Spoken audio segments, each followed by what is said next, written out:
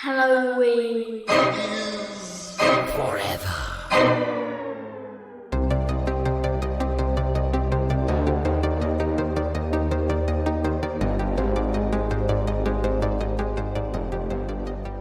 Megan. Yes. Well, what happens when a robot comes? I don't know, Steve. What happens? It busts nuts and bolts. Welcome. Great job. Yeah, thank you. Welcome to a brand new episode of the Halloween is Forever podcast. It's me, Steve. And I'm Meg. And we're down Brian. He's taking a little bit of time for some family personal time. So we had to change our schedule a little bit. I know everybody was expecting our robot rampage showdown this week, but we're taking a little change in schedule just for a little bit. We'll get to those ever so glorious robots and their rampagings. And, I know everybody can't wait to talk about 1995 Screamers. So we'll get to that one. Now they just have more time if they didn't have a chance to watch, Right. Also, again, we gave them a short window to watch Jim Wynorski's new opus, Murderbot. Oh, yeah. And kids, you got to go to fullmoonfeatures.com. It's the only place it's streaming. I'm sorry, you got to pay that $6.99, but you get it. You got a whole extra week now. Yeah, but if you love the show, you're going to, Yeah. You're going to do it. You're going to do it. In the meantime, though, we're going to do a little bit of a mini rampage because we decided to watch the movie M3GAN. M3GAN. M3GAN. Regan. So Meg and I are going to talk about that. Meg is a Megan, and I had a roommate who was named a Megan, so we're doing a full Megan roundtable of all the people who knew a Megan. Yeah, it's 6 degrees of Kevin Bacon, but just in all the Megans. So if you know a Megan, maybe listen to this episode with that Megan. Right. Yeah. So you can have a good time with it. So we'll get into that. But first, Meg, do you got a little drinky poo? Oh my God. You got drinky poos? Yeah. So my bosses went to Chicago last week and I was watching their cat. So oh no, not Mallort. Did they bring you Mallort? As a gift, they brought me a bottle of Mallort, which up to recently, it was actually, I think the tides changed when I was in Seattle. Up to that point, I'm like, Mallort sucks. Mallort is like stomach bile in a bottle, I vomited and then all of that was harvested and then distilled down to make Mallort. Yes. Something happened when I took a shot when I was out in Seattle and I was just like, you know what? I actually don't know if I hate this anymore. So I'm actually not upset about it. But so what I did was while I was at work today, I made a grapefruit simple syrup, and I was like, I actually think I could make a cocktail with a Mallort out of this, What I am drinking is Mallort, this grapefruit simple syrup, and soda water, and it's not that bad. If you're into really bitter Amaros or something like that, you fucking get it. You just get it. So it is very bitter. The syrup definitely brought some sweetness. There's some citrus. It's kind of pithy, and it's really, really nice. So yeah, I'm gonna be a spokesperson for Mallort now. I've never heard of anybody zhuzhing up Mallort into a cocktail. So, hey, I don't know if you're an innovator that way or not. I don't know if people in Chicago have even figured out to do that. But I just don't know if that's really the culture around it. I'm sure some hipster bar fucking makes some crazy cocktails with it. But, it's a shooting shot, Yeah, it's always been known as a shooting shot. See, now you still haven't had Plinkovac though, right? Nope. Yeah, we got to get you on the Plinkovac train. I still think there are certain things that need to come into my life as gifts for me to appreciate them for what they are. Yeah. If I have to pay money, the value proposition for that is completely out the window. I have no interest. It's only $10 money though. Still, I will then, if I don't like it, I will be like, why did I spend $10? I'll tell you, I could have bought another pack of cigarettes. Fair enough. All right. Yeah, I get it. And smoked them all in one session, more than wanting to drink something that was so terrible for only $10. Okay. You know? Yeah, I get you. It's extreme. I just feel like if you're finding a new love for Mallort and you're able to judge it up, then for sure, Plinkovac. Because Plinkovac's so much smoother, easier to drink. Like, I'm sure Brian has said many times on this show that he just would drink it by the bottle. Somehow I feel like one shot would make me black out the way you guys describe it. No, not at all. No. It's pretty, it's, I don't know if there's a term for it, but it's like almost a sip and shooting shot, because you could do a bunch of shots, which is why they were always $1 at every Beaver County bar. I don't know if they're still that way with inflation in that, but you know, you could just do shot upon shot. It's like the natural light of shots. Heard. Yeah. Heard. I had two things that come to mind. That first, there are certain alcohols that are just designed to be completely messed up. And the way you talk about this, I feel like this sounds like an alcohol that would go in like a pudding shot. Maybe. It'd have to be like something that goes with licorice though. So, because it does have that liquor. It does have that licorice flavor, but it's not as bad because I don't like licorice. So like I hate Jaeger. And I like Jaeger though too. Yeah, you know? But like, I don't know. I'm weird because I also do like ouzo. I don't know ouzo. Ouzo is like a grape, or not grape, Greek. It's a Greek liqueur, and it's just like straight up liquor. It's Greeks not even like, don't fuck around though. I feel like Greek people, they don't fuck around. My second thought was that as I was saying this, and I'm zhuzhing up this Mallort, is I want to see an Instagram page or a TikTok, whatever, of people who specifically take really, really terrible alcohols and liqueurs and just make really fancy, delicious cocktails out of them. I think it has legs. Yeah, there's a YouTube account that I follow, How to Drink, and he does cocktails all across the board. But occasionally he does episodes like, and I think he's used Mallort a couple times. So he does cocktails of like the worst ones. And so far, I think he's found like Mallort and then this Asian wine that's called Kaoling, or like the two. Yeah, they're like two of the worst. Have you ever had Sangai? No. Sangai.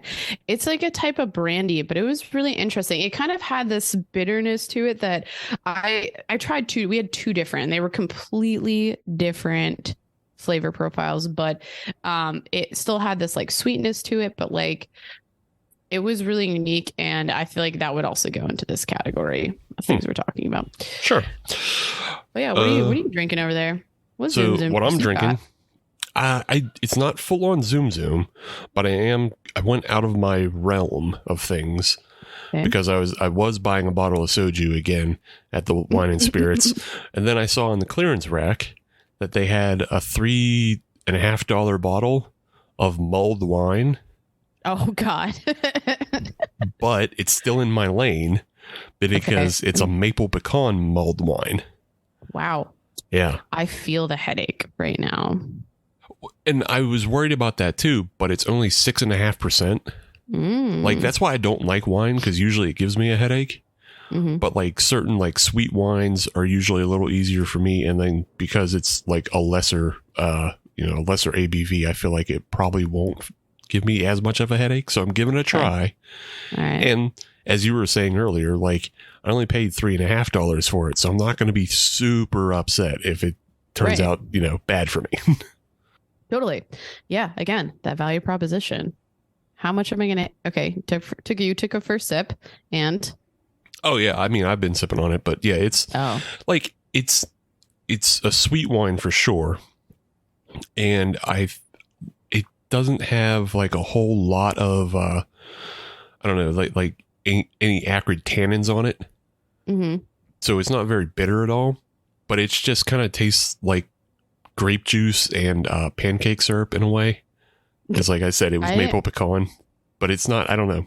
It's not I don't great. know. I feel like what you need right now is like a peanut butter whiskey or something to make some pretty nice peanut butter and jelly pancakes. This really feels up your alley. Okay. Yeah. I don't know why I'm encouraging it, but that's it.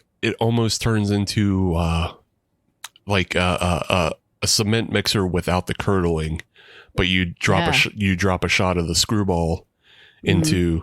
Or have you ever had Batman drinks? No, I haven't. I feel like I see it at Jack's. Like they have the one poster, like Jack's on the sass side. Yeah. I don't know where that accent came from. That was really bad. Jack's on the sass side. I forget everything that goes into a Batman shot, but it winds up tasting like root beer. Oh, and it's like it's something dropped into a Jack and Coke. I'm now curious. Yeah. But again, this is another like Beaver County fucking thing that happens a lot. Okay. Is like Batman shots. Spiced rum to a pint glass halfway filled with cola. Yeah. And then fill a glass of butterscotch schnapps, Jägermeister, and Irish cream. So it's definitely like a bomb shot. Oh, yeah. It's a bomb shot. Yeah. But yeah, it for whatever reason, it comes out tasting like root beer when you like drink it all at once. Why don't you know what I feel like? I feel like I don't have enough of those type of drinks in my life anymore.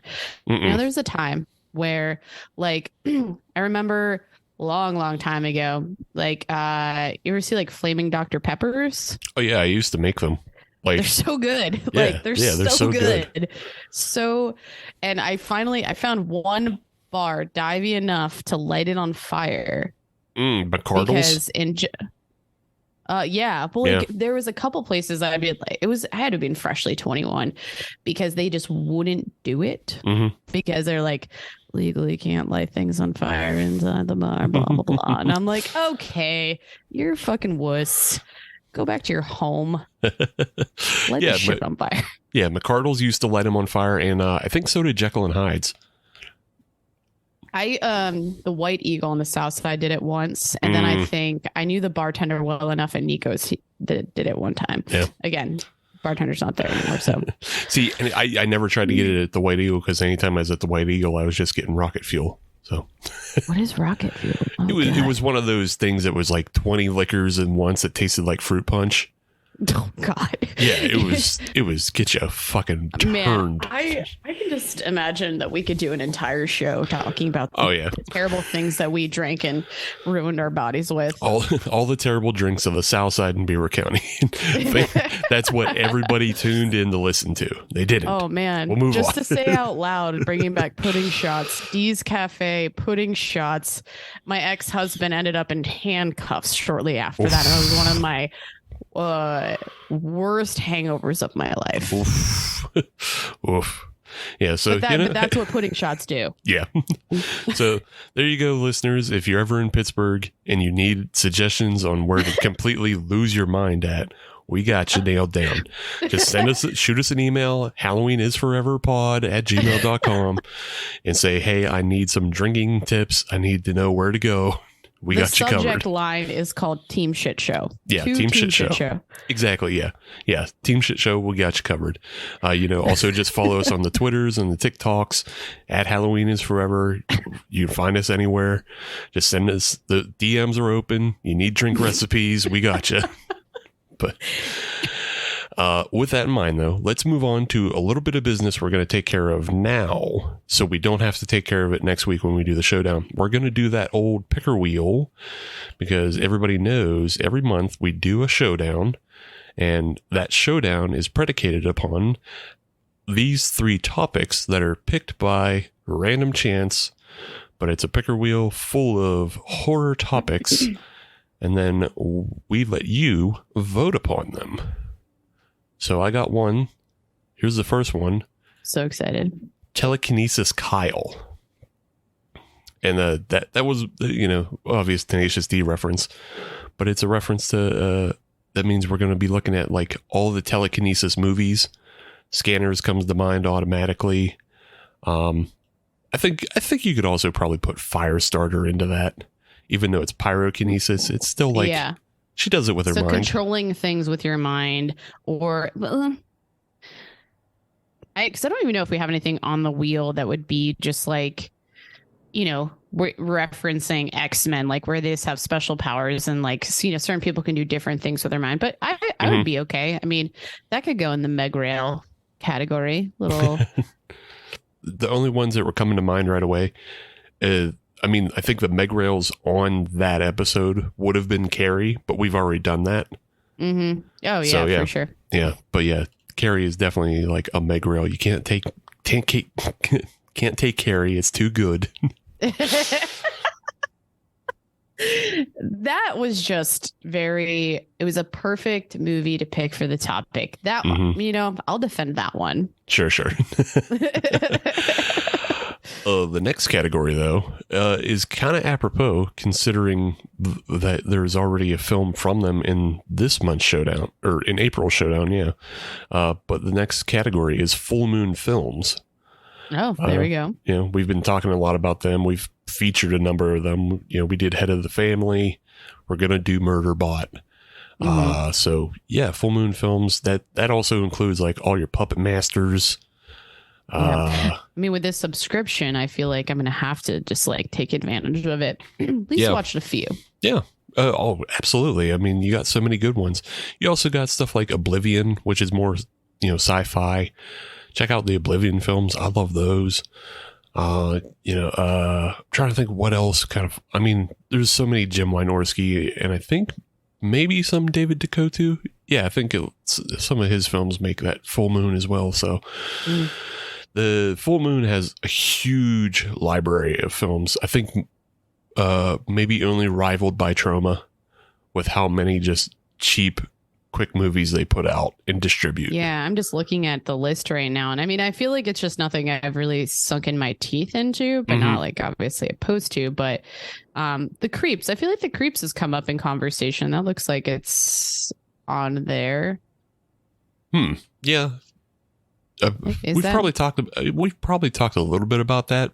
Probably more Brian than me, because Brian's much more the Full Moon guy, and I'm the Troma guy. So, but yeah, like, you know, Troma distributes way more than they actually make. You know, like I think when people think Troma films, they more often think about, you know, what was directed by Lloyd Kaufman, whereas like. Will we have to put parameters on that one, or is it pretty much? Moon? No. Yeah. No, okay. Cool. No so just bumper, anything. Yeah. No bumper rails on that one. I don't think. It seems like a company that has no rails itself. It doesn't. No. If you want to do Evil Bong 7, you can do Evil Bong 7.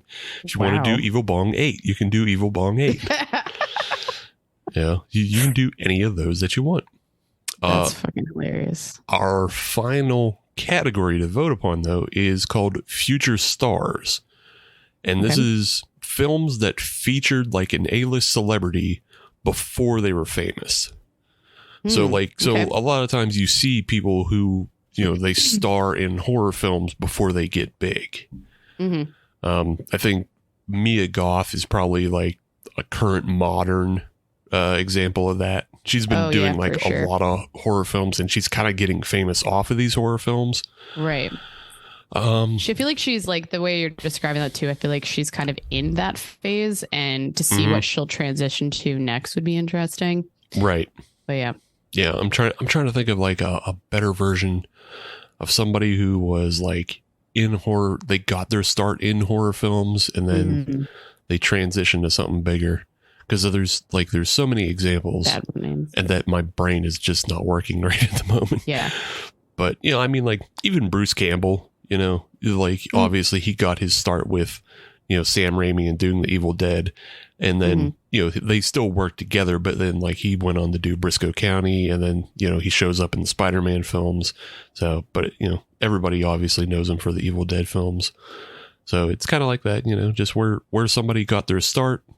You know, they were unrecognizable at the time, but now they're huge. So that is going to be our third category for May. Beautiful. So again, that's Full Moon features. It's, what was the first one? My brain just complete. Oh, telekinesis, Kyle. So any kind. I actually told you that with my mind. Yeah, thank you. So telekinesis, Kyle. So any kind of movie that has telekinesis, and I suppose we can discuss whether or not we let pyrokinesis in, just because I can't really think of a whole lot of telekinesis movies off the top of my head that aren't scanners and carry. Yeah. So, but we'll talk about that. And then, what we just said, the future stars that grew up in horror films and went on to be bigger. But that'll be your May showdown. So check the social medias. Again, all the Halloween is forevers, but mostly Twitter and Instagram. That's where we do our voting. You vote, then we'll pick our movies, and then we'll fight those movies out.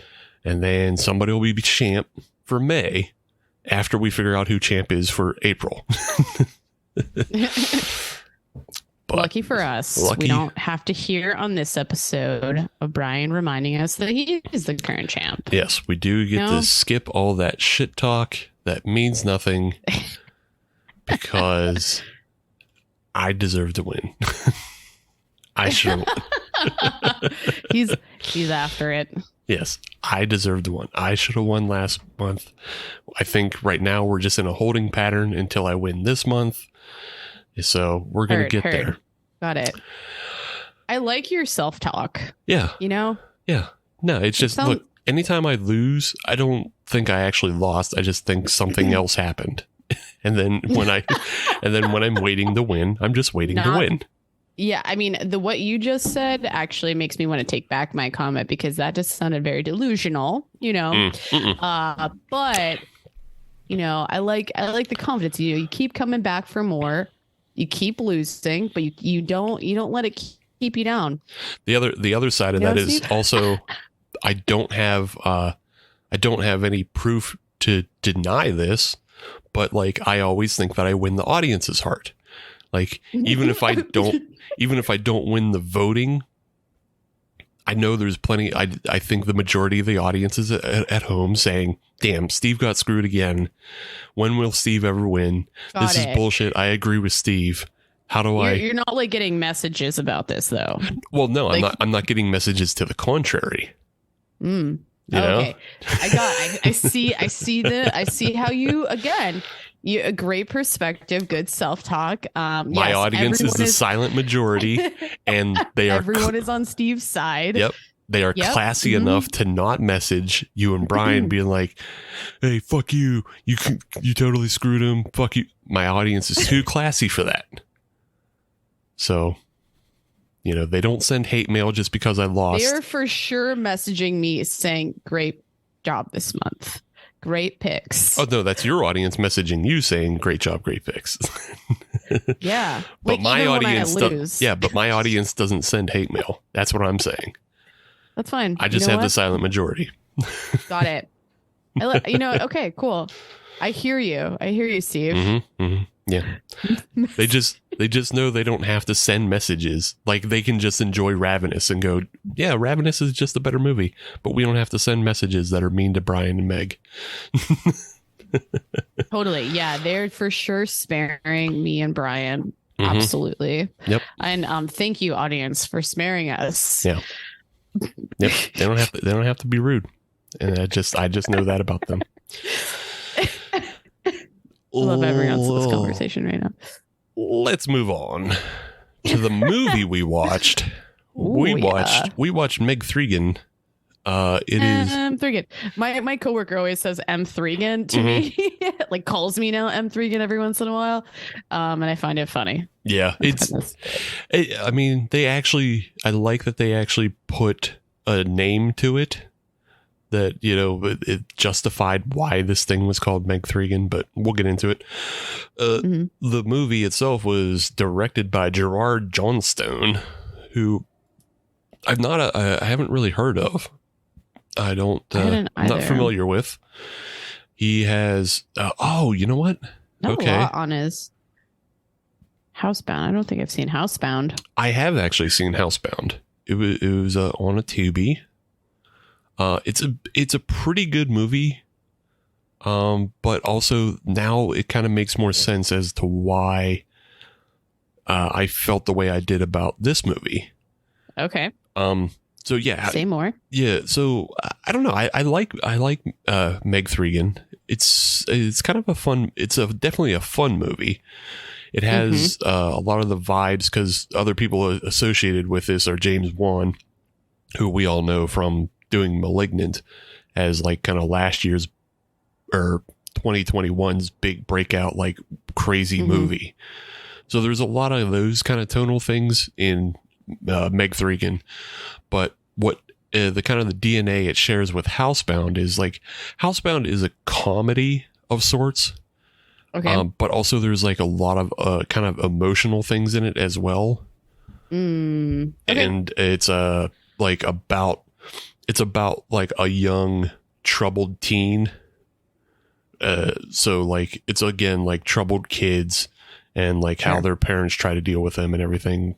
I think that concept, and I'm glad that you found that tie there as well, because I think like when I saw this movie is like it had this like fullness enough where I'm like I felt satisfied that this was like there was a reason and a why all these things happen, and it felt cohesive. But like touching on like such an emotional thing, I think now society's a little bit like reactive to that sort of thing, so it hits more than just the horror, or it gets you like hooked and connected with something, whether or not you've like lost a parent or you knew someone who lost a parent. You had this like instant connection with the story.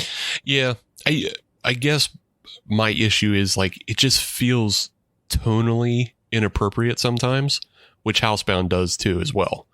But I think that was almost purposeful, and we can jump into like exactly what, because I think there's a couple scenes where I totally know what you're saying. But yeah, because I mean, so just to start the movie off, M3GAN starts with actually a pretty great scene, and I feel like this is something that James Wan definitely pushed to make sure it made the final cut and everything, and like was pushed into the edit in the screenplay, is that it starts with this commercial for a Furby like toy, but it like has like all these weird intrusive properties. It has these horrific teeth that are like, you wouldn't put like small human teeth in a toy like that. That's why Furbies had beaks.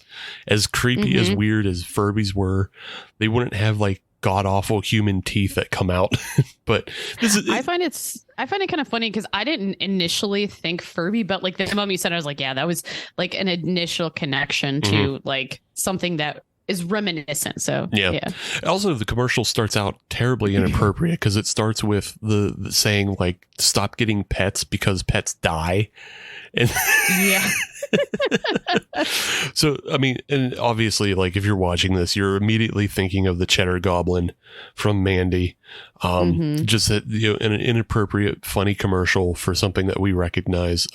This also did remind me of, like, I think it might have been a Whitest Kids You Know sketch, but it's like perpetual puppies, and it's all about like how like, pets don't stay puppies. So like when they grow up, just bring them in and we'll kill the old dog and give you a new puppy. Oh my God. But yeah, so you get this inappropriate commercial for this perpetual pet, and it's a Furby ripoff, but also it has like all kinds of intrusive things about it because it has like a camera on it and like a listening device. And then they smash cut to a girl in the backseat of a car playing with her perpetual pet, and like every time you feed it, it makes fart noises, and like it's constantly talking. This movie is filled with little things that I love. I don't like the big overarching things I don't love as much, but there's so many little things I love in this, and one of them is in this scene where the fucking toy does not shut the fuck up. Yeah, and I think you kind of said it, calling this movie fun, and I think like there are certain things that I didn't echo in that I didn't overall think it was like necessarily like the best movie per se, but like I had fun watching it and like in certain ways, and yeah, just because I think that little guy like burped too, or maybe did it fart. I was just like, it did everything. It's just constantly making noise. It's burping, it's farting, it's just talking about nothing. I think I would have loved that. I would have loved torturing my siblings with that thing. It would have been so fun. Yeah, it's a thing that's like you can definitely. That's the other thing I like about it is like it's a toy. Like it's not too far off to believe that it could be something that would exist. Within like 3 or 5 years if somebody wanted to dedicate themselves to it, just because it's annoying, but it's tied to an iPad. So like you play on the iPad to interact with it. And then, it's just like an annoying piece of shit that like parents would hate. You know what? In my age, we had gigapets and they were just as annoying, but they could also die very easily and you can just start again. Gigapets? Jesus. Couldn't get the brand name Tamagotchi? No, I don't think. I probably didn't. Wow. Coming straight for the jugular there. No, it's just like, I feel like that's what everybody remembers was Tamagotchi. Yeah. But, so you're introduced to this pet and then you're introduced to Katie, who's the little girl playing with it, and she's on a trip with her parents, and they're on like a snowy road. And like this was another thing, a small thing I enjoyed, but just like the banter between the parents of like just kind of their incompetence. Like very often parents are portrayed as like knowing everything, sure. being the ultimate authority. But like in this case, like the parents are just very humanly flawed in that like the dad didn't know he didn't know that the car was 4-wheel drive. They don't know to just stop and pull over. They don't, like they're just kind of dumb. But it sets the tone for the rest of the movie because a lot of the rest of the movie is like based on incompetence of people. Well, also, like I found, like obviously this is a later scene when Megan's reading Alice in Wonderland to a little girl, and there's like this tie to like her having to just figure things out for herself in a sense, which I think is a little bit like contradictory to the fact that like she then uses Megan to like help figure things out. But I think when you said that, it made a lot of sense because it's even what we experience when she goes to live, when we find out she is with her aunt and whatnot, because that incompetence is just like the whole theme like throughout is that she's trying to figure out not only how to deal with grief, how to deal with like learning and growing as a human. Right. So I think there's like some ties there too. Yeah. There's definitely like a lot of themes of, and maybe incompetence was too harsh of a term for it, but like just like parents are flawed, adults are flawed, and people are going to make mistakes. And like, again, like everything is based on mistakes. The eventually how this scene ends is, because the parents decide to stop in the middle of the road, they get hit by a plow truck, and that's what kills them and sends Katie off to live with her aunt, Gemma, played by Allison Williams, who is, like this grand toy designer. And she is also the designer of the perpetual pet who's farting and pooping and yelling. But, like Gemma makes mistakes, because she doesn't really know how to raise Katie. But then she also makes like a whole bunch of mistakes in building Megan because she doesn't stop to think. And she doesn't. Like, I feel like it's not even stop to think. I think there's so much pressure behind the situation that like she's rushing to get like figure out a solution or just like come up with something that'll like be a band-aid or like fix the problem that she doesn't know how to deal with. Like, 'cause we're talking about emotions, she has no idea how to deal with a child. So her reaction to that or response to that is to create something she does understand.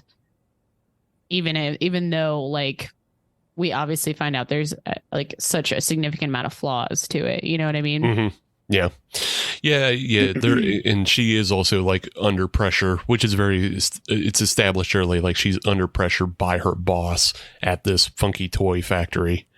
So like she is, when we're first introduced to her, she's trying to build a Megan and it's not working out. Like it's kind of reminiscent to like Robocop too. If people remember that, it's just like they were trying to build a new Robocop, and all the Robocops were like exploding and shooting themselves in the head. It's kind of similar to that scene in that, like, they try to build the M3GAN, and then the M3GAN has like this crazy face and it doesn't respond correctly, and then it just starts sparking and explodes. So I mean, that's how I respond to problems too, you know. Right. I'm building a connection with M3GAN here, you know. Well, I assume you have to immediately try to take some, you know, ownership and be like, you know, how does M3GAN relate to me? Am I a M3GAN? I am M3GAN. Yeah. Soon enough, everyone's M3GAN. You know, and then Gemma gets the news about Katie, and you get a pretty quick truncated scene of just like them moving in to get it together and everything, and that's where you get into the meat of like Gemma being ill prepared to bring Katie into her home.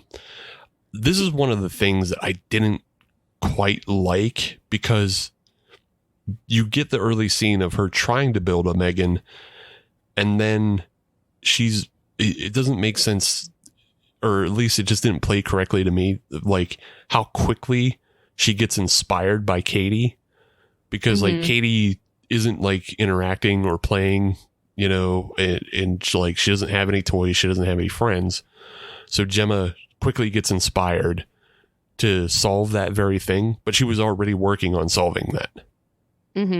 I think like there must have been like this unsaid thing of like maybe a piece that was missing of like what the purpose of a M3GAN would be. And then so when she saw an opportunity for like this doll, essentially like AI doll, to help at home, it was like a selling point, which is obviously what we find out is like this doll gets sold as like something to relieve some burden off parents, you know, who are just probably everyone's working, but you know, there's a narrative where kids are, you know, they're left alone a lot and they don't have someone to help make sure they're like becoming responsible people, whereas this AI can step in and be like and do that job. So like there I can see like, you know, a light switch go off when she needed that.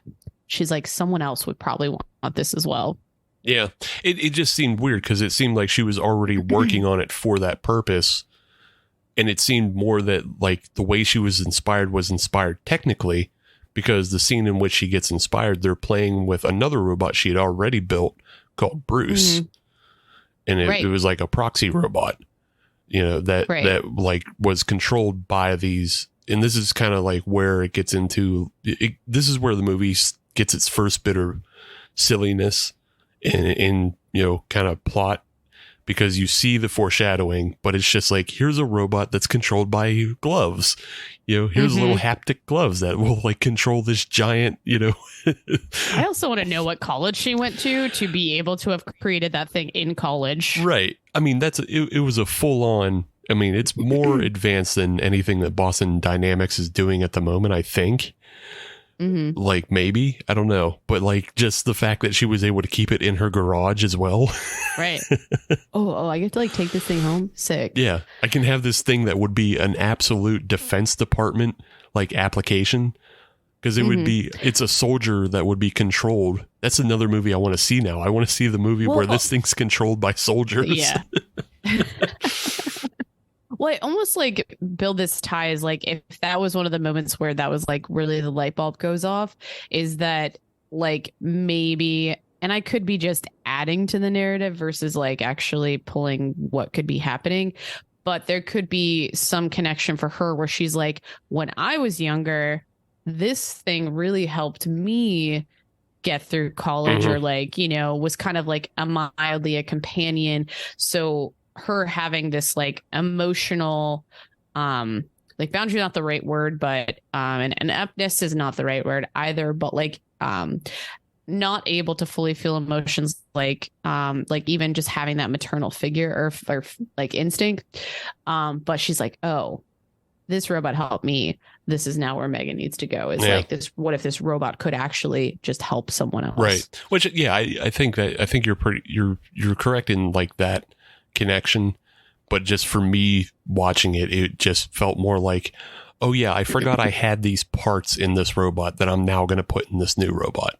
Sure. Which again, if the Bruce robot was some sort of military contract robot, that would make a lot more sense as to why it goes haywire. Because you're not that feels like a real common horror trope of putting defense robot products in a toy that you're not supposed to. I mean, that was the premise of Small Soldiers.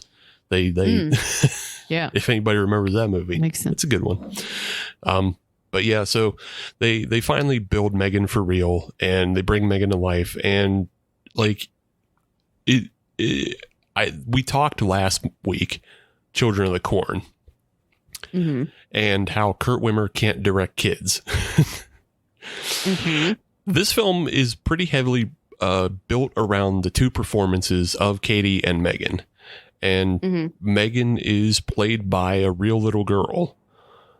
So this director, Gerard Johnstone, he obviously has a better rapport with kids in getting what he wants out of them.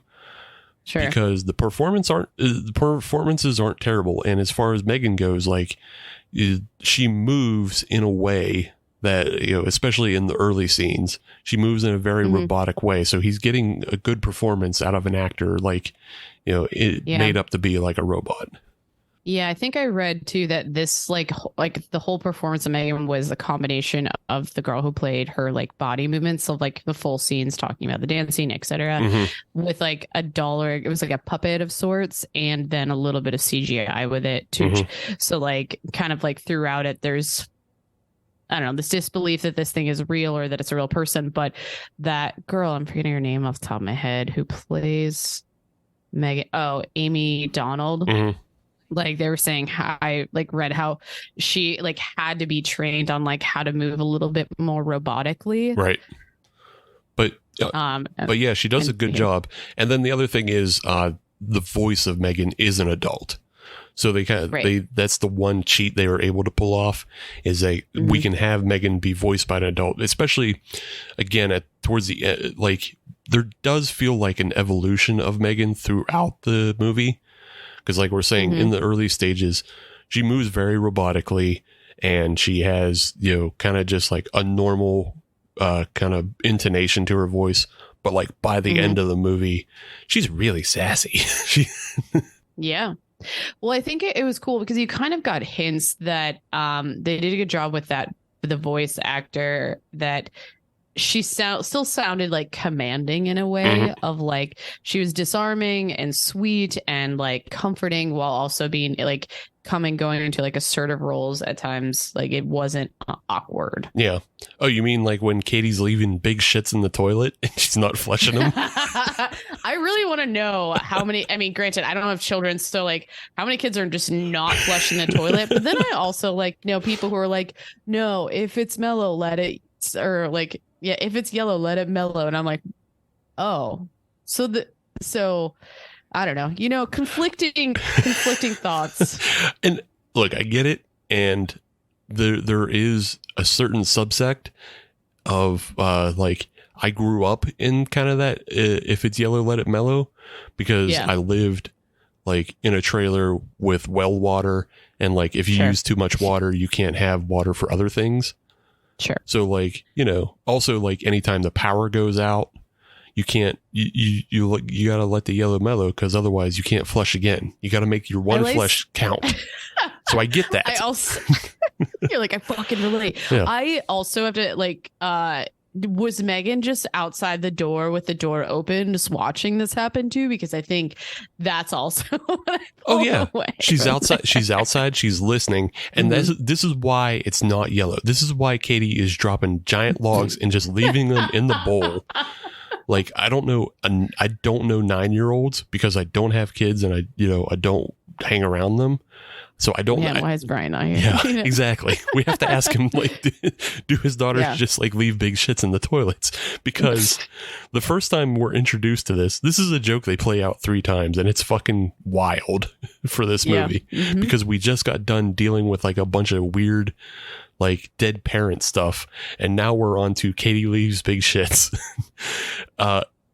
Gemma walks into the bathroom and she's wildly offended by what she finds.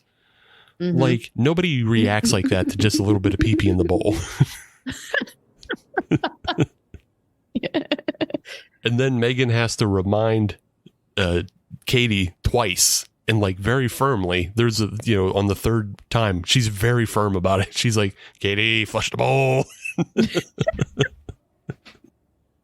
And I'm assuming, I also would like to think that this was all happening one day too. Yeah, it's all in one day. She gets trained to stop leaving logs. I'm going to use this tactic with my dog, make him go clean up. I think it's all the same. Yeah. Well, you just have to build like a little robot dog who reminds him not to poop, that growls at him when he tries to poop where he shouldn't. That'd be so cute. It's a trainee dog. I like him. But yeah, so aside from all the toilet humor, like you do get like these instances of like Katie and Megan building like a relationship together, and they obviously start bonding. And then it's also like an obvious kind of allegory or an allusion to the way kids build up screen time, and the way kids become like irrationally attached to the things that they shouldn't. Like there's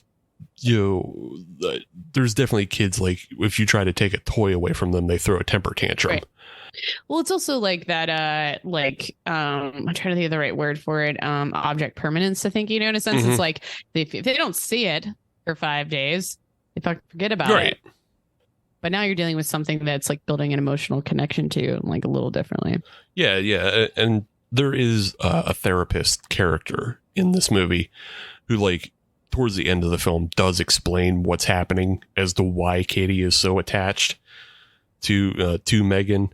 Right. And it's obviously because, like, again, all the allusions to like when you just leave your kids to fucking get raised by video games and the internet, they get fucking psycho about the games and the internet because that's what gets the majority of their attention. If you try to take what's the majority of their attention away from them, then they get fucking nuts. I also think like it's explained too of like we're talking about attachment as well. And like when there's like a huge loss, obviously like loss of a parent, that there's like that initial like bond that is necessary, especially when they're so young.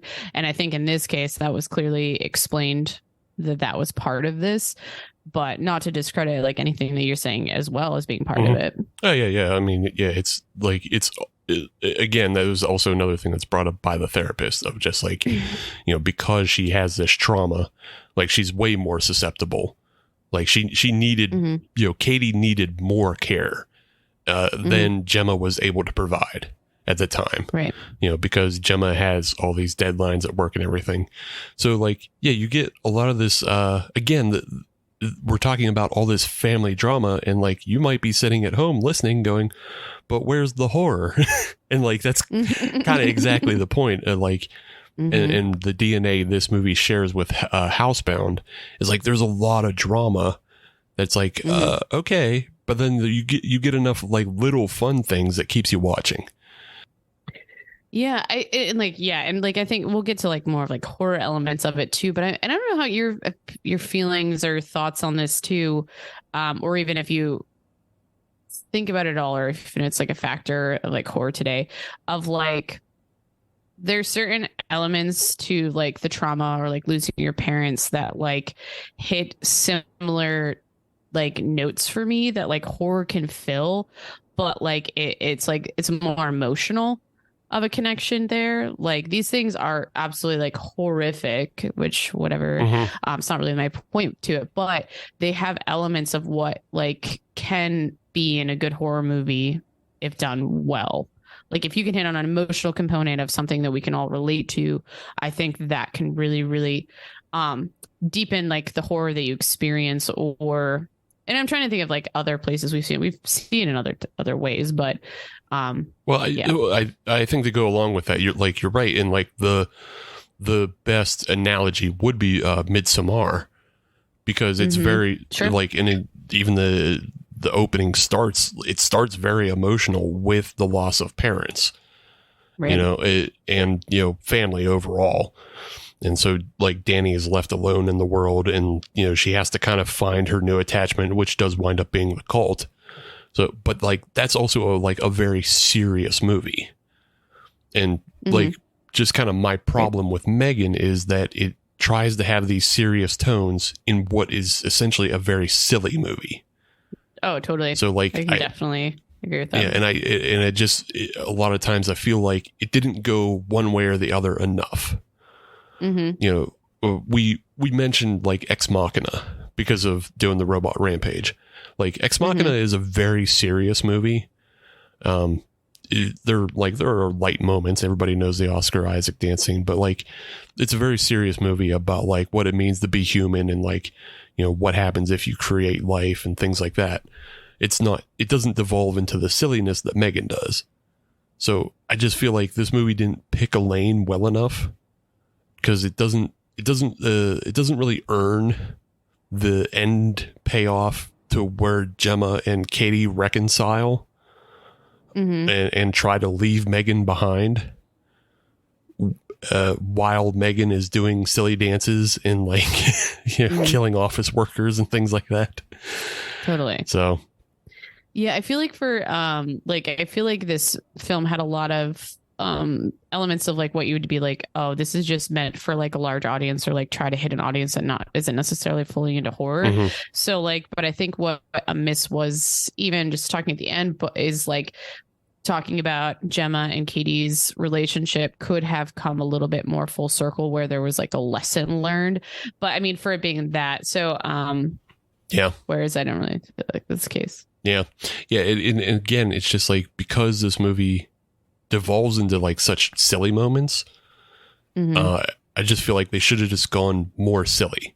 Just go more full. Oh, totally. Just go more full silly. And like, like M3GAN only really kills 4 people and a dog in this movie. It's true. Yeah. Like, I mean, like, I don't think body count is really, necessary in a horror film, but like when you're just going to have complete silliness of like a crazy dancing robot girl, just let her go. Like, have her like run amok in that scene where like they're trying to do the launch. Like that felt like they were building to something, because they're like, oh, let's get more people in here. Let's get more people in here. Oh, right. Yeah. Like a mass definite rampage would have ensued. Yeah. Do you almost like, I almost had this feeling, because, the dance definitely like became more of a hit on TikTok, that this film was kind of trying to capture a newer horror audience to like pull them in. So I'm almost curious, like what the conversations that we're having like before leading up to this, of who they were trying to go after, if there was some connection of like, well, we could have some murder, but like, tone it down a little bit. We don't necessarily want to see, we didn't see the dog necessarily die either, which I think just think about just like seeing pets killed and stuff like that. But we know it happened, right? Obviously. So I'm just curious, like, how your perspective is related to that. Yeah. So like they released an unrated cut of this film, right? And I don't know if that's what you watched. It doesn't really matter, because there's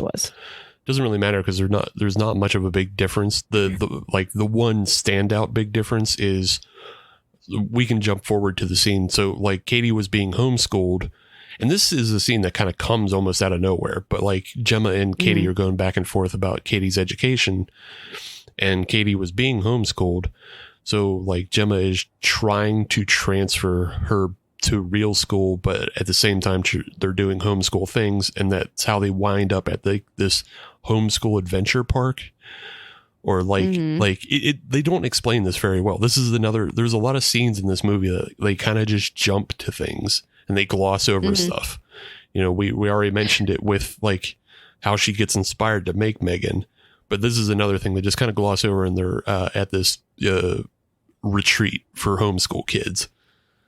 And it's being run by other homeschool parents, and you get a very funny interaction between one of the homeschool kids, because he's not fucking well adjusted. And you get this homeschool kid. Shipper. Yeah, you get this homeschool kid, Brandon. He's pretty much a teenager at this point, and his mom is just like one of these like chatterbox ladies who thinks she knows best and everything, and she's going off in Gemma's ear, and then she's like, she just goes, "Hey Brandon, buddy, do you want to put your jacket on or something?" And then just he turns around like with a full man's voice, and he's like, "Fuck off, Holly." But like, this is where you, that is pretty funny. This is where you get like kind of making fun of that shit. Yeah, it's a funny scene, and like this is another one of those little things. You know, it's funny to incorporate like just like this practically adult kid with all these other like little kids who are being homeschooled. You know, because like that's not the way kids would usually interact if they weren't being homeschooled. You know, if you're like you're usually with like-minded and kids of the same kind of development, you know, going to public school. But they send them off, and they're like, "We're gonna roast up chestnuts, so everybody go in the woods and roast chestnuts." And they pair Brandon with Katie, and they're off in the woods. And like, Brandon is obviously a sociopath because he can't be unsupervised because for no reason he just sticks, you know, this chestnut that is like spiny, like in Katie's hand, and starts hurting her. Like, he's just malicious. But Megan hears him, and, you know, Megan begins to chase.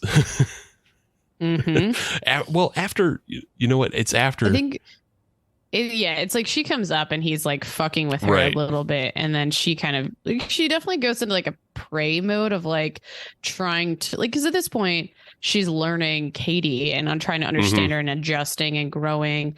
And it's like, so Katie is my number one. And that's, I think the dog died before this tour of the dog. Yeah. So, like, we already see that she's trying to like go into like a protective mode of her, which it was a weird scene. So like after this kid is like messing around with Megan, she like then proceeds to try to hunt him. And it's like the only time throughout the whole movie that we see her go into a very specific, like animalistic like mode. And I was looking up a little bit about it. And I feel like the only reason they did it is because in one of the interview type films that Amy had to send in, she just like did that in their like living room, that run. And I'm like, oh, so this is like the only reason you guys did this, like just because it kind of looks funny, right?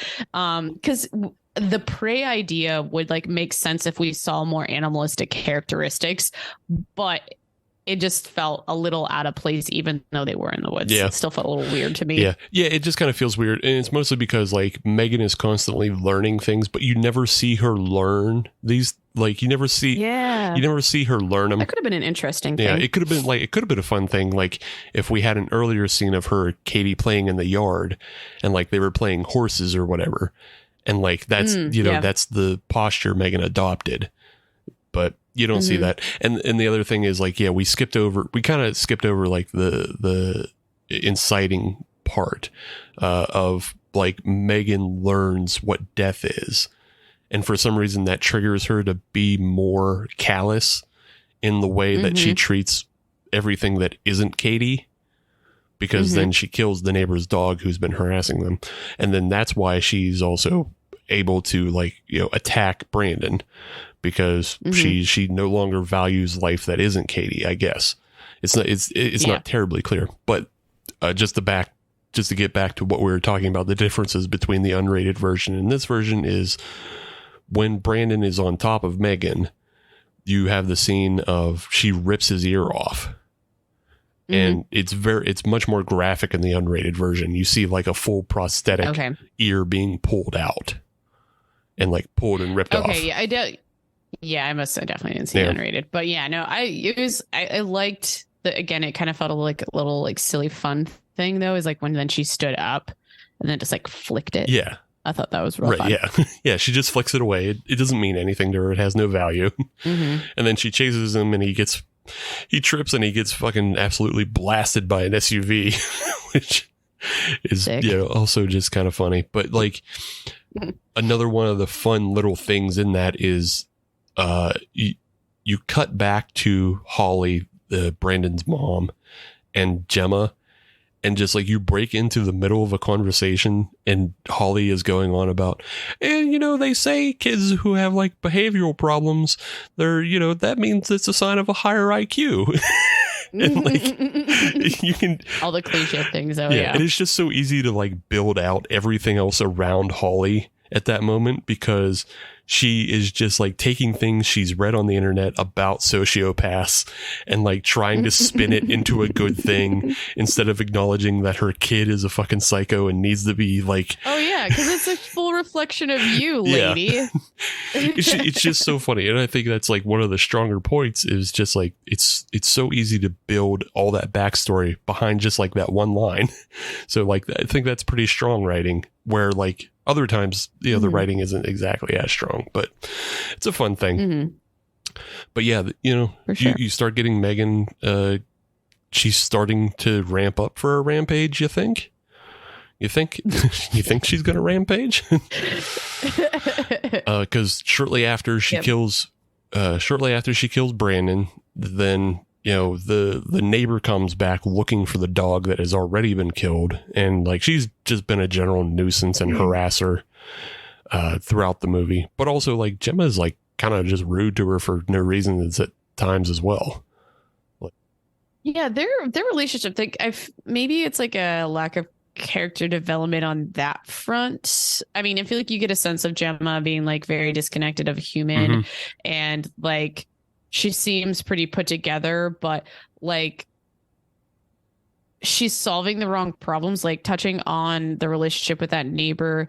Like they kept, granted, it's like a weird situation. It's like, oh your dog keeps coming over here, but it's your fence, so fix it. And it's like, but some people are blaming the wrong people throughout the whole thing versus being like, if I have my dog outside regularly, I should probably make sure this dog stays contained. Like this is just, you know, and then versus Gemma taking responsibility of like, okay, I get that this person's not going to do anything, but this person's dog now hurt like this child that I'm guardian of. So I should have just fucking fixed the fence as well. So it's like a weird lack of like understanding of what people's motivations are for this. So I think it gives you like a lack of care. And this movie does an interesting way of like, you're like, I literally don't really care about a lot of people throughout it, besides maybe Katie. Yeah. Yeah. And even Katie's a shitbird at times. Oh yeah. Katie, like she gets really shitty, especially, you know, closer to the end. But yeah, like you don't care too much for the neighbor. But it's also just weird how they don't make it 100% the neighbor's fault, because again, Gemma could have just fixed the fence and then, you know, like it's all the neighbor's fault, you know? Right. But yeah, because she didn't fix the fence, the dog gets killed, and now the neighbor is harassing them about that. And Katie begins to recognize her as a threat. And so she kills her too. And it's, I don't know. It's not, I feel like it wasn't warranted, because like there wasn't the same kind of threat from the neighbor.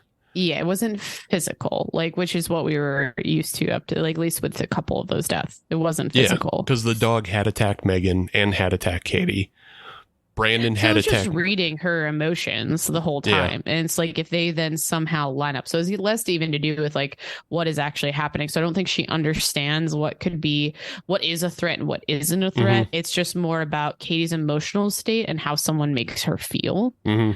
Which can be wildly varying. At the same time, if she's seeing like similar patterns, like, no, now this person's a threat because she's like nervous or anxious, right? You know what I mean? Yeah. And I guess it just could have been communicated more clearly, because like you're saying, so like Brandon was a threat and the dog were a threat. So like if they could find a way to show that the neighbor made Katie feel the same way those other two legitimate threats made her feel, right? So if it was just a little more clear, then it would have made more sense and would have felt more earned when she kills the neighbor. But then from there, like she actually Gemma is the secondary, which I don't necessarily know if that's an actual tie as far as what threats go, but like Gemma is attached to Megan as like a secondary, so like the neighbor seemed more of a threat to like Gemma. I'm curious if maybe that was like part of it. Sure. I mean, yeah, that could have been it too, because, you know, like you see, as you've already been like alerted to the fact that like Megan's been programmed wrong, because she actually wasn't set up with Meg rails. She has no Meg rails. Lessons, y'all. If you're dealing with a Megan, understand the Meg rails. We need to be contained a little bit. Otherwise, you just don't even know what to expect. Anything can happen. Anything goes. Yes, you got to set up the Meg rails. And they didn't set up the Meg rails with Megan. And then she is like all over the place. She's listening to conversations she shouldn't. She's like starting the back talk. She's starting to stay awake when she shouldn't. Which, how does she charge? That was like, I think it was that seat. She always seemed to just get up anytime she wanted. But it's true. It was almost like wireless charging. That's what it reminded me of. Because she would sit down on that one spot and like light up. Yeah. So I guess it was just like a charging bench seat, which in their like they said it was going to cost $10,000 for that thing. I can only imagine that bench seat was like an extra charge. Like, you gotta pay for the charging station of your Tesla, so you gotta pay for your charging. I was gonna say it's less than a Tesla, you know. Yeah, well, it depends on the model. But I feel like if I started joking about that, it would somehow end up coming back to be making fun of me. But anywho, guys, I'm the top tier model of Tesla. you wanted to say you're the top tier Megan. I am the top tier Megan. The Megan that we experienced in the movie is the intro model. Yeah, the test model, if you will. Yeah, she's a lesser test model. Again, she doesn't have her programming correct. So like you don't need, inputs from outside world to make your own decisions. She has to evolve to do that. What I was going to say, like, you keep saying that too about it. Like, she wasn't programmed correctly, but I feel like that what we understood about the technology was that it like grows and evolves itself. And that's what makes it so intelligent. It just happened to like go too far. Yeah. So, I mean, it goes too far, but it's just like because it's a creation of people, you can set up those things early on, and that's was the one problem they were running into is like the issue and concept of death came up, and they just didn't have those blockers put into place. That should have been put into place before anything to say, when you hear death, don't think about it. Don't look it up on the internet, which is what she does. Like, she hears death and she's like, that's what I say to myself. Don't think about it. Death. No, unless it's the band. Death. Right. Yeah. If it's the band Death, in which case that's fine. If they're opening up for Venom, think about that. Yeah. Think about that instead. That actually would have been a really funny parameter. Like, when you think about Death and Venom together, she would have turned into an instant god. Yeah. Think about, who are they on tour with? Are they with Merciful Fate this summer? Are they playing with King Diamond? Oh man, but then that would have totally backfired though now, because the lead singer fucking dead. So like it would have just been very cyclical. Like So back to the drawing board. No good. But yeah, so they didn't set up those rails. They didn't have her, ignore the death prompt. So then she does her own research. And that's the other problem is like she starts researching her own things and then developing responses to that research. But she did her own research. She did her own research. This is what happens when Trumpers say do your own research is Megan kills people. Yeah, you get bad robots. You get bad robots. So don't do your own research. Listen to science. Listen to somebody else. And that's the other funny thing that they kind of try to set up is like, Megan is full of science. And then like, she's like giving facts about condensation, but then like, where is she, she's getting all this information, but like, they never say where she's getting it from. So it just seems like she's scraping the internet like an AI model. Yeah. It's the Googles. It's the Googles. Yeah. For sure. So there's actually it was Bing. What was the Bing Megan model? Sorry. Yeah. I was just going to bring that up is like, I thought it would have been funny, but maybe they couldn't do it in 2023 year of our Lord, but it would have been funny if at some point the robot got racist, because that's what's happened with a lot of these AI models is every time they're allowed to just scrape the internet, they also wind up scraping the bad parts of the internet, and they start saying crazy things about Hitler and racism. And like Microsoft has had to shut down, I think, at least 2 AI models. They had one on Twitter. God. They had one on Twitter, and I think it only lasted like 24, 32 hours before it went full racist and was saying crazy shit. Insane. Oh my gosh. That's also kind of fucking hilarious. Yeah. And also, oh my God. Which would have been so racist. It would have been hilarious if at some point M3GAN went racist. That's actually going to be the sequel. I hope so. I hope they go much crazier in the sequel. There was just another quick example though. There was a thing on Twitch that was AI generated Seinfeld. I don't know if you saw this. Okay. It was just like an AI generated the Seinfeld apartment and the 4 characters, and they just walked around like spouting their own prompts. And I think it lasted like almost a week, maybe more. And then it said something transphobic, and they're like, "We gotta shut it down. Gotta shut it down." God. Oh my gosh, this is ridiculous. Everything's susceptible. Jeez. Yeah, it's just susceptible because it's taking inputs from people. You know, that's the problem. Is like, you know, and that's what, you know, essentially what the entire thing about this movie is like it's susceptible because it's just taking in inputs from people, and Katie doesn't understand that. It doesn't understand, and Katie doesn't understand that, and Gemma doesn't understand that she needs to interact as a person. So like Katie isn't taking the wrong things away. And like, that's how it's like a sci-fi model, because like that's already happening. It's already happening. Kids are on the internet learning the wrong fucking thing. And their parents don't know it. Their parents don't know how to stop them from learning the fucking crazy shit that's out there. So, yeah.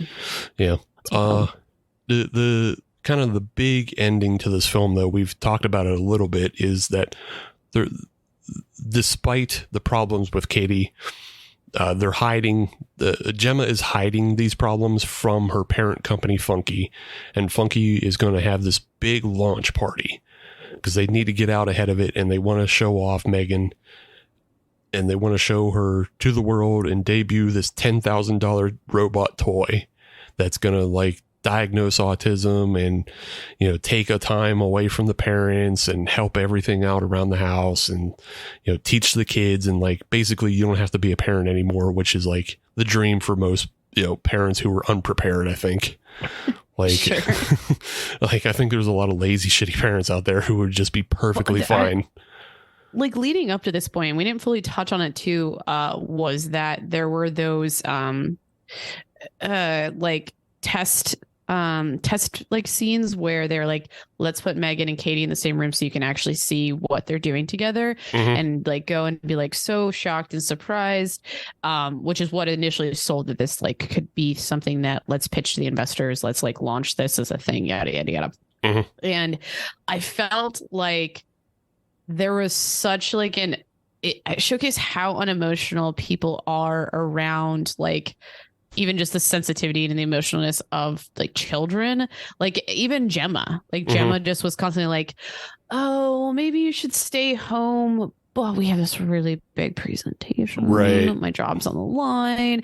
And so there was just like that instant, like, how much do people care, or even just showing how little prepared Gemma was for this situation, and kind of showing her emotional capacity, unless it has something to do with this AI technology. Because the big moments we see connecting are like related to M3GAN, or even when Bruce was around. And you know what?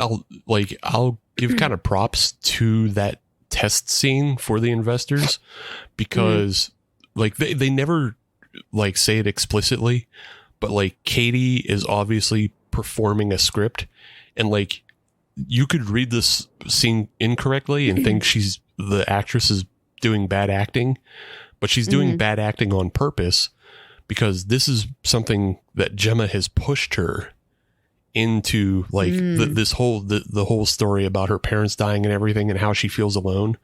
I'm pretty sure this was all a setup to pull the heartstrings of the investors. Absolutely. You know, so like Gemma had her kind of relive and say these things about her dead parents and like play, you know, like fake cry and everything. Mm-hmm. And then like because you get the follow-up scene afterwards where like Katie is basically fine. She's just playing thumb war with M3GAN and eating hot dogs. And then like Gemma is kind of trying to apologize for putting her through that. And like, and I think she's apologizing for making her relive that. Yeah. Well, even like later on when they're at the launch and there's the video of Katie just kind of like, yeah, M3GAN helped me do blah, blah, blah. Like, like even you pointing out what you just did, I was like, there feels like so much disconnected, because if you look at that scene with M3GAN and Katie, like it felt really awkward when Katie's just like, blah, blah, blah about my parents. You're like, oh. Yeah. We didn't. Yeah. I felt very like, just like, okay, now is this just happening? Got it. Yeah. It could feel like bad acting, but no, it's purposely bad acting because it's the actor playing a bad actor in that scene. So like, again, this director, has, you know, like he does a better job with kids than Kurt Wimmer does. So there's that. Bars low, bud. Bars low. Bars low, but he still got it. Got it up over. But all right. So we fast forward to the launch scene, and like this is where Katie, or not Katie, this is where M3GAN starts to lose it. Gemma and Katie have left because, you know what? Yeah, this is another fun thing. Is like, again, before the launch, Katie is in a room with the therapist, and she's just losing her shit in the background. Like Gemma is like Gemma is, I did like that a lot. Yeah, it's just so funny because just this happening in the background, because Gemma is trying to talk to her like coworkers who are kind of like her lackeys, and like they're trying to decide whether or not they launch M3GAN, because Gemma knows M3GAN has basically killed 2 people. She hasn't said it out loud, but yeah, like videos have been lost. Like something's off with M3GAN, and also she like before that the scene like when M3GAN just creeps into her like office lab garage thing. I was just like, oh god, yeah, M3GAN is for sure unhinged now. Yeah, she's being a creep, and like. So you get this scene, but like in the background, Katie is having a full-on meltdown because she can't be with M3GAN at the time. She's like throwing chairs against the glass. It's just a full, complete blowout. It's just hilarious. It's just hilarious because it's downplayed as something happening in the background. Right. And this is where like you get a quick reconciliation between Gemma and Katie, though. And this scene feels like the least earned of all.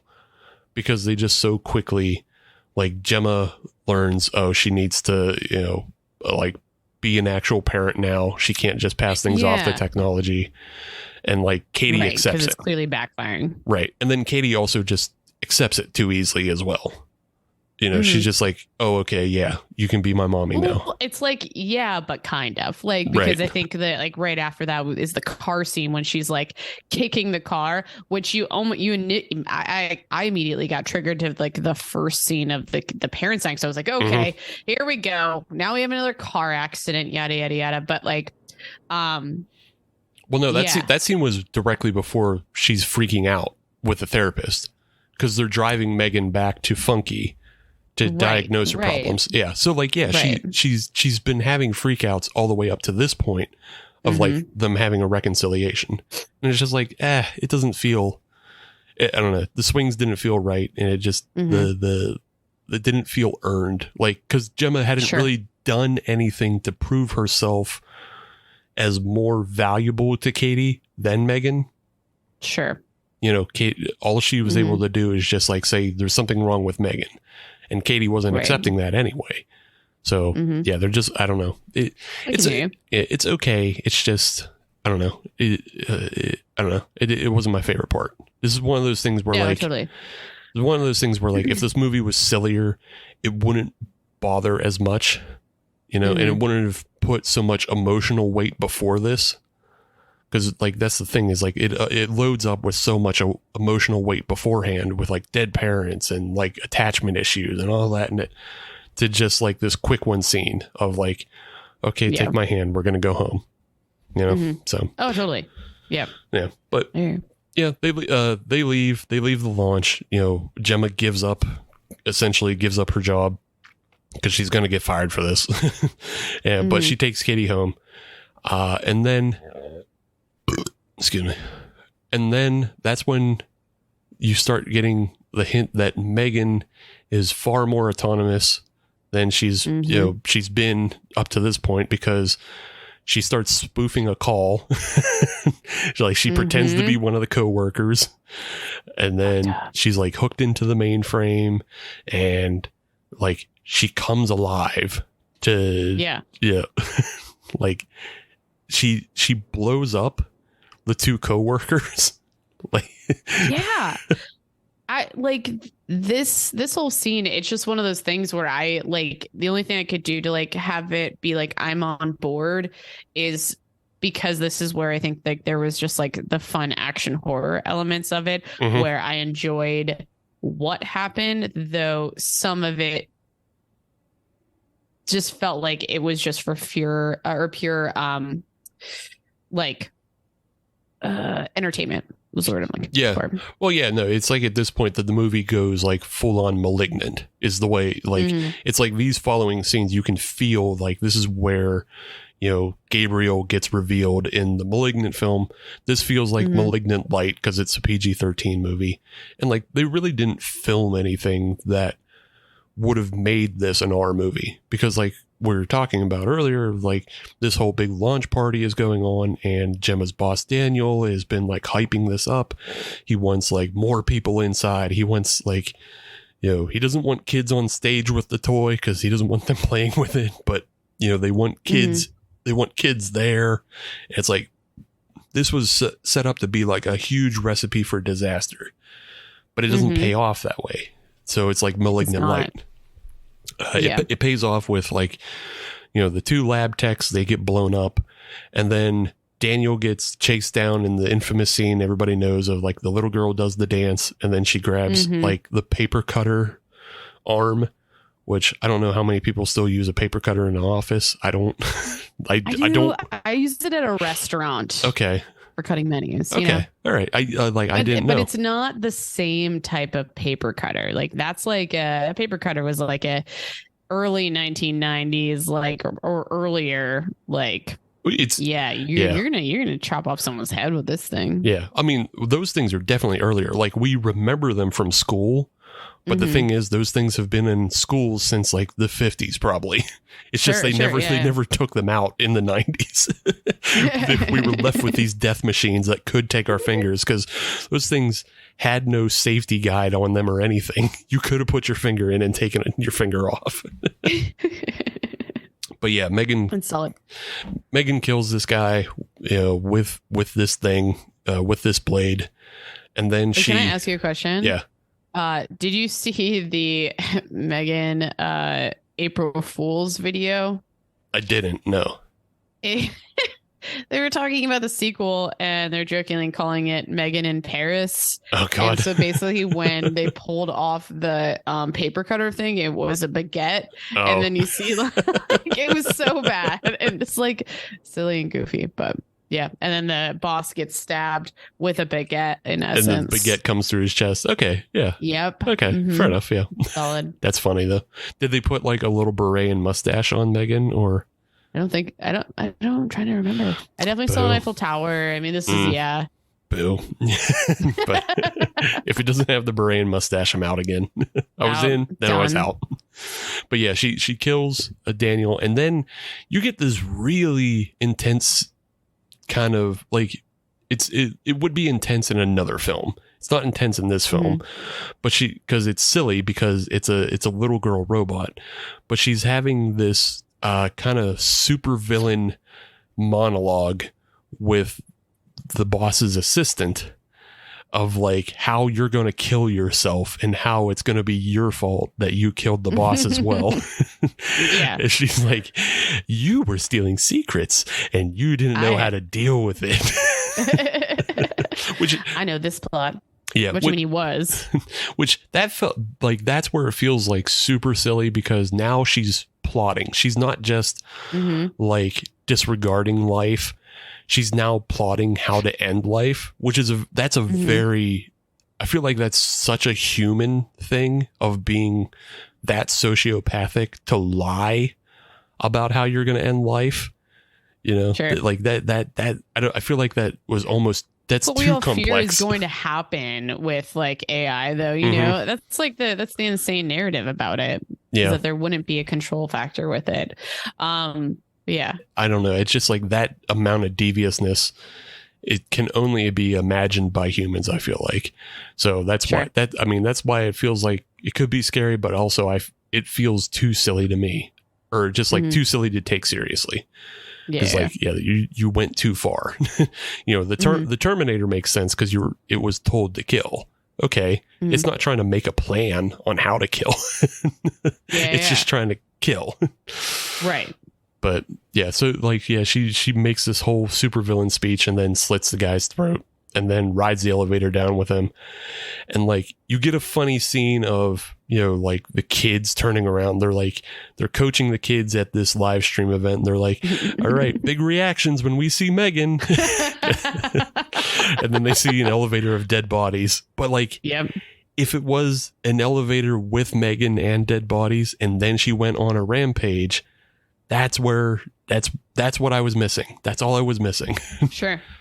Well, to touch on a couple things that I like kind of read about leading up to it, you know, I already mentioned the Alice in Wonderland like touch. We talked about Furbys, but like that scene was, it just feels like there were a lot of like nods to other things that were very reminiscent. So I don't know if throughout this movie to sell it to people like our age, maybe a little bit older, there were just things that we remember seeing elsewhere. Like that scene was being described as being similar to the scene in Die Hard when after Bruce Willis like sends the elevator down and it's like revealed. And then the other one was when they're at the camp and M3GAN's sitting in with all the toys. It was like reminiscent of E.T. being in the closet as like one of the stuffed animals. So it's like, the moment I saw it, I was like, oh, this is kind of, I think sometimes like tricks to get people to like be like trigger a memory, but it allows us to feel a little bit more engaged and entertained because we've seen it before. But now knowing, I'm just like, yeah, I think it's also partly because of like the age we are now. We're the age we are is the kind of around the same age, I believe, of like Gerard Johnstone and James Wan. You know, I think James Wan is maybe, you know, like maybe a couple years older than us. You know, like I think he's in his, you know, early 46. Yeah. So like he's like about 10 years older than us. And then, you know, I think Gerard Johnstone might actually be younger, not younger than us, but like he's younger than James Wan. So it's just the fact that like we're so generationally close to directors now, you know, directors and writers, that it's just like when they incorporate something in, it's because it's also a lived experience for them. Like when we watch older movies, we're experiencing what their kind of childhoods and early 20s were and the, like the things that they remember and experienced. And it's like foreign to us because it was new to them at the time. But, you know, and then they reached adulthood and made a movie about the things from their early adulthood or early childhood. So I think it's just at the point now, like, like the Furby reference we get for sure. But that's probably because, you know, Jared and James, they also grew up with Furbys or had siblings with Furbys. So I like to think that both of them had them. Oh, yeah, for sure. James Wan for sure took the fur off his Furby, though, and just had that weird exoskeleton. I love how I feel like much Furbies specifically are coming back into my life. Like I do follow this one account where someone takes like the face, the eyes and like mouth combo and like sews it onto these really, really weird creatures. Like one has this really long neck. I think it's called Long Furby. And they put like horns, like deer antlers on it. And it looks so terrifying and awesome. I appreciate it. It did make me look on eBay at not super recently. It was like last year sometime for Furbys. And I didn't know there was an autumn one that comes with a witch's hat. Oh, wow. So yeah, I like your oh wow there because you were like, When is she gonna stop talking about Furbies? No, it's not when you're gonna stop talking Oh, about wow. Furbies. It's just like I don't know. I've really seen like a whole lot of other modded Furbies. And I've seen the account you're talking about too. Yeah. Like it's so Yeah. weird. Like, but like just to be like, oh wow, they had an autumn Furby. Like you're trying to regress to the point of like you're buying a real Furby instead of getting like the weird modded ones that are like. I'll just be a weird 35-year-old who just started collecting Furbies. Yeah, on the legit. You're not like you're like collecting Beanie Babies on the legit. You're not collecting the ones that look like the dog from The Thing. Right. Maybe it would be both. Like I would do both. Okay. That's what I'm saying. All right. Yeah. Fair enough. Yeah, I'm sure like if you go on eBay, there's like a whole or Etsy even. Etsy's got to have a weird aftermarket for Furbies of of custom Furby memorabilia. Oh man, I just didn't read. I don't think until I did that search that time that like how much variety there was with Furbies. Mm-hmm. Yeah.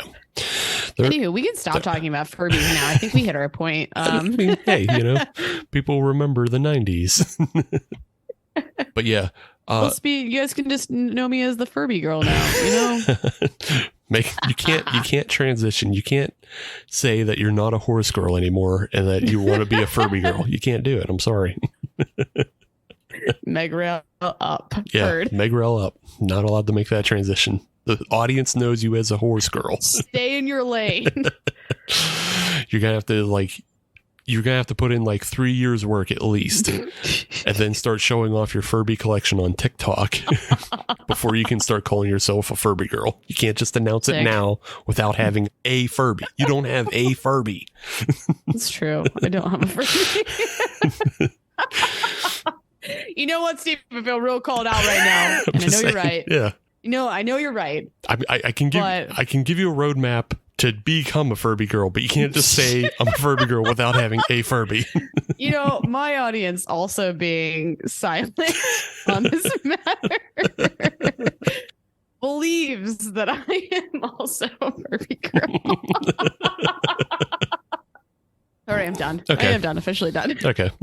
So, well, we can get almost done with this film as well, because after M3GAN doesn't massacre an entire live stream event on Twitch, she heads back home to Gemma and Katie, who are, obviously trying to get over M3GAN, and, she attacks Gemma. Like, M3GAN has decided she's the primary caregiver, and she's not going to be taken away from Katie. I believe she says that she's going to jam a pen in Gemma's head so hard and so specifically, she's going to put her into a sort of coma or she's a doctor now. Yeah. Like the AI made her a doctor. Yeah. She essentially says she's going to give her a lobotomy and then to specify, the doctor that I'm talking about is the doctor from the 30s. Right. Yeah. Yeah. She definitely. It ends at lobotomy. See, again, this is why M3GAN should have also been racist. If she can scrape lobotomy techniques, she can also scrape racist things. So. Yeah. Again, the sequel for sure. Yeah. Racist M3GAN. She breaks Trump out of jail. But yeah, so she's going to lobotomize Gemma and then, run a family by, the passive income from Gemma and then raise Katie as her own, I guess. Katie discovers and overhears it finally. She realizes how much trouble she's in. And this is where she gets the Bruce gloves out, the foreshadowing payoff. Yeah.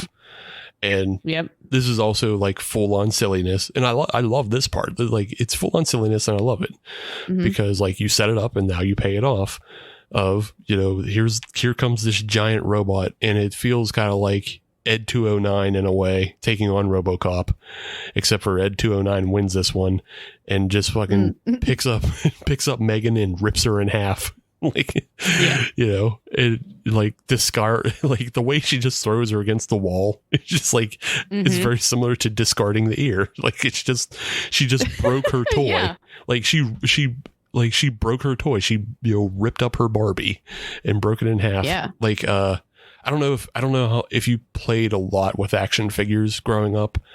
But this was it was pretty exclusively horse toys. okay. Well, this was very and Cabbage Patch Dolls.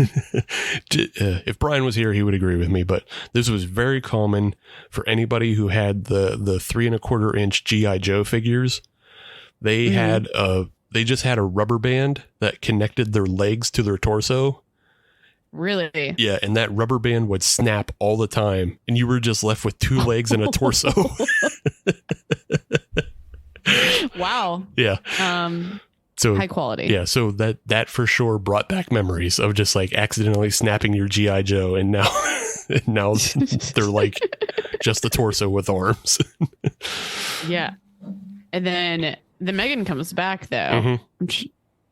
Pretty solid. Yeah. Pretty creepy. Yeah. Pretty solid. Pretty creepy, because she's also like, this is the thing that's good about all robot rampage films.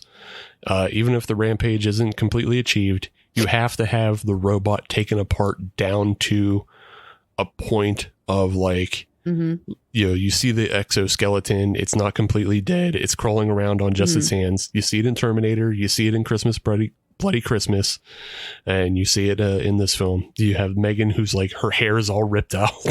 Like, she has the Hulk Hogan horseshoe hair. Great comparison. Yeah. Yes. You know, hey, would have also then tied in if she turned a little racist, you know? Right. Exactly. Again, if she ended the film as Hulk Hogan, it would have made sense. Yeah, brother. Yeah, which is also appropriate. We're recording WrestleMania weekend, so yeah, I totally forgot. I think it's also in post about it. Anywho, but yeah, you know, Gemma saves the day and smashes M3GAN's head in with her other robot's head, and you know, the day is saved, or so you believe, because in actuality, M3GAN has paired with their Alexa. Which is Elise in this film, but yeah, M3GAN lives on within the Alexa, which is like, it's something that's like already been hinted to and like you like shown before. It's pretty funny in the scene earlier in the film where M3GAN just shows up in the workshop, in Gemma's workshop. Yeah, and it's her and the Alexa, and they both kind of like look at each other. Yeah. So yeah. Right. So it's already been set up, and it's already able there. She's like able to connect with, and we get that backed up when she's at the office and is able to like tap into everything and control things. So yeah. Yep. And also, like, anytime M3GAN gets mad in the house, like the house's lights flicker because she's controlling them. So it's like it's a thing that's definitely earned and a good setup for the sequel. For sure. It just becomes a matter of like, how does M3GAN get out of the Alexa, and you know, what body does she go into next? So yeah, I'll be curious, because like I feel we don't really establish like how it can get connected to a person, but the disconnection, is it literally like, oh, you tried to kill me, so now this is done, I'm done with you, I'm gonna go do my own thing now. Don't really know that, so that'll be curious. Like, I will for sure watch the sequel. Oh yeah, but my expectations will be pretty minimal, as like this is going to be an entertaining film. But I want more Rampage next time. Oh yeah, for sure. It's got to be more Rampage. She's definitely gonna have clones. I think she's gonna clone herself. I have a feeling that'd be interesting. Sure, maybe she takes over like a random factory. Yeah. And like starts manufacturing her own stuff. For sure. So there's another little tie back to things we're all familiar with. Yeah. I was kind of initially not interested in this movie because one, there's like the obvious Chucky stuff, you know, of like, oh, it's like a single parent household and here's a robot that killed. And like, even though Chucky wasn't a robot in the first kind of run a Child's Play series. You know, it was the soul of a serial killer. Right. But then the remake was exactly that. The remake was an AI that went rogue. So like, for sure. I don't know. I was just like, that's why I wasn't interested. But like, I just feel like me like not watching it initially until just like literally a couple days ago when I texted you about it. I just heard so many bad reviews, and I actually like it just was like I heard negative things, but at the same time, I don't think I would echo that. I mean, we've obviously talked about the things that are probably misses for the movie, but we're dissecting it.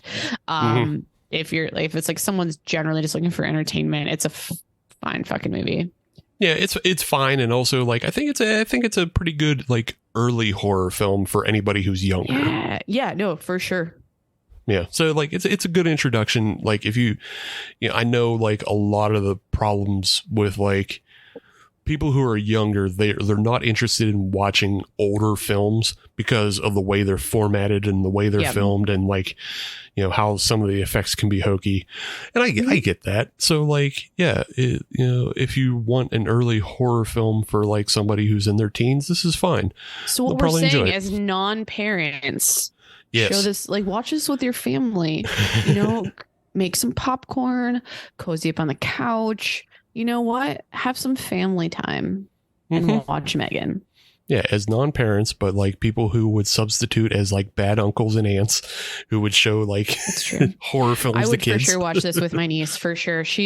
I don't know if I've shared this. This is definitely a side quest, but I like my niece is now officially into the Misfits, which is sick. Nice. She skateboards, she plays, like, she's fucking so badass. She wants to watch horror movies. Oh yeah, she's ready for this film. If she can listen to Danzig sing about skulls and fucking Michael Graves sing about, you know, because it's all references to horror films anyway, so you might as well just show her the films that they're talking about. Totally. And I for sure just like want to, besides showing her, like watching horror with her, I want to take her to her first like metal show. And but again, talking about intro bands, I'm like, man, she's into Misfits, and I could probably take her to some punk shows, but like I would want it like doomy music where it's like not as screamy, like there's not as much screaming involved. But yeah, you can take her to a quest back. You can take her to a ghost show. It's not metal, but it's got the visuals. You make me watch Ghost live. Like I've heard it's a great live show, but I have no interest in Ghost. Here's the thing, Mastodon. That would be a sick one. Yeah, see, well, I mean, sometimes Ghost plays with other things. Like one of the earliest shows Ghost played that I didn't actually see them at because I was late to the show, but Ghost opened for Mastodon and Opeth. That makes sense. So yeah, so like makes a lot of sense. You can take her to a show like that, but like now that they're they're headlining act, yeah. Yeah, I'm trying to think of who I knew. I knew someone who went, and they were like, it like the whole stage presence is like very exciting and awesome and fun, and so like I'll give them that. But yeah, from when was it when they first really started popping off? It was like 2015, 2014, somewhere in there. And about that, yeah. Yeah, like that great music, but I just fell off. I also have a weird. I don't always feel like I subscribe when I hear people doing really, really shitty things, which is weird to admit out loud. But like just knowing how he's like fucked over musicians and he's worked with, like I'm just like, now you're just a shitbird. You know? Yeah. Yeah, I see. I don't follow them close enough to even know that because I it's just one guy though. That's the thing. It's like one guy. Yeah. And I mean, kind of that's the way Opeth has devolved anymore now because it's just Michael, and he's just like, if somebody's an asshole, I'll kick him off the tour. Because like they constantly cycle through people all the time. I think they just kick somebody out in the 2020s for like being an anti-vaxxer or whatever. He's like, I'm not going to put up with that. You're gone. You're gone. Yeah. I'm Opeth. Everybody fuck off. Opeth can do that. The moment you mentioned Opeth, I'm like, man, I'm going to go listen to Opeth after the show. Hell yeah. Yeah. I've been listening to them for 20 plus years now. So like, yeah, they're so good. I am glad I've gotten to see them live. The only thing I've been like, I think I'm in a regressive state right now where I'm just listening to The Used and like Finch and like all these really old emo bands that I liked when I was a teenager. I'm like, I'm there. All right, now the show is no longer Halloween is Forever. It is a music podcast. It's metal bops forever. We don't have Brian here to rein us in. Our ADHD can take us. That's right. Well, Brian's not here to rein us in. He's not here to talk about The Offspring. Fair. Garbage punk Metalheads takes. took over. That's episode. Right. We can talk about metal all we want. Team shit show right here. Here's the other thing about metal. It's in robots. So there we go. Look guys, we're tying this together. Comes full circle. Everything makes sense. Yeah. But yeah, if Megan makes a sequel, I'll watch it. Now that I've been relatively entertained by this and I can see how silly they can be, I just hope they do go sillier and just like go full R rating, go full silly. All the good things we saw in Malignant, you see flashes of in this film. And so I just hope we get more of that in a sequel. If not, then I'm not watching 3. So that's how. But I feel like Megan has to go to 3. I know the 3, like the lines are really just like a battery. Yeah. However, I think it only makes sense that it makes it to 3. I mean, they have to make it to 3, so they have to put 3. They have to put 2 3s in the thing. You got to get there. But yeah, that's a M3GAN or Megan, or model 3rd generation. What the fuck ever. Oh, this is just like an acronym to something? Oh yeah, I mean, they mentioned in the movie, it's Model 3 generative android. Oh. So yeah, which you never get introduced to Model 2 or Model 1. So well, I think we saw Model 2.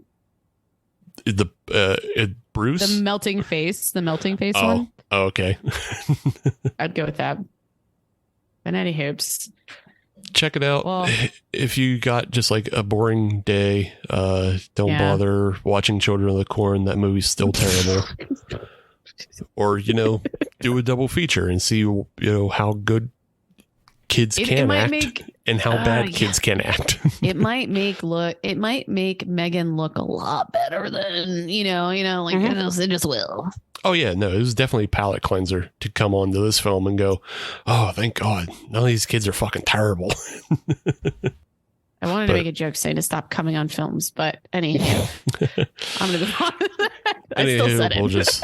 We'll just move on and remind everybody that you can follow us at Halloween is Forever on all your major socials, and you can just leave a 5-star review on any of those podcatchers on a Spotify or a Podbean or an Apple. And if you do that, take a screenshot, send a DM to those previously mentioned socials, and Brian will send you stickers. And then also don't forget to vote on our May Showdown when we've got telekinesis on the table, we've got full moon features on the table, and we've got future stars on the table. Those before they were famous. That's all on the table for May, so don't forget to vote for that. And do we have anything else there, Meg? Oh, no. Man, it's crazy how tight of a show this was, Steve. Such a tight show. We did great. We did a good job. Tight. All that non-talk about, who's champ and, rambling on and on about how he's going to win. Anymore? Yeah. Who is he? Well, Brian is who will be back to defend his title when we finally do our full robot rampage. And, but until then, we're going to shit talk him, and then he'll listen to this and go, ooh, those motherfuckers. Oh, he's going to come with ammo next week. Over under on how many times he says insubordinate. Ooh, wow. So at a minimum, it's going to be 5. At a minimum. Yeah, I would say, at least 5 insubordinates and like 2 ungratefuls. So yeah, we might be called degens too. Oh, probably. Yeah, probably. But in the meantime, until then, I'm Steve. I'm Meg. And you've been listening to Halloween Forever. Bye.